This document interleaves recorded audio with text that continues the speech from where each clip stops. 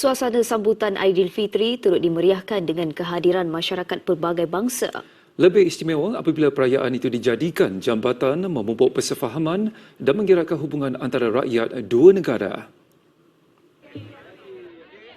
Di Kampung Lebay Saman, Naka Kedah, kehadiran mahasiswa dari Shandong Cina ini menyerikan lagi sambutan raya. Menjadi medan penyatuan dua budaya berbeza, pengalaman beraya dan beramah mesra dengan warga desa itu dirasai sendiri penuntut Universiti Qingdao Wanghai.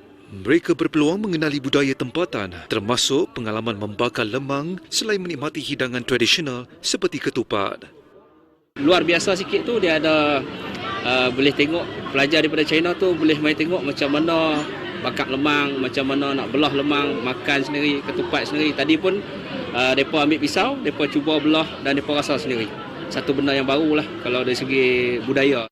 Turut dipersembahkan seni silat gayung dan pelbagai warisan tradisi negara. Penuntut terlibat turut merasai pengalaman merewang untuk menyediakan pelbagai juadah.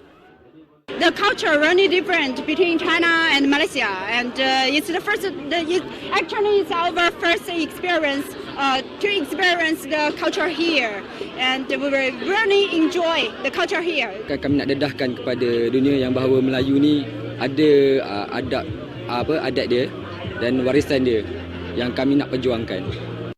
Mereka turut menyifatkan program sebegini mampu menjadi medium integrasi budaya antara masyarakat setempat dan komuniti antarabangsa sekaligus mengangkat keindahan dan keunikan budaya Malaysia ke persada dunia.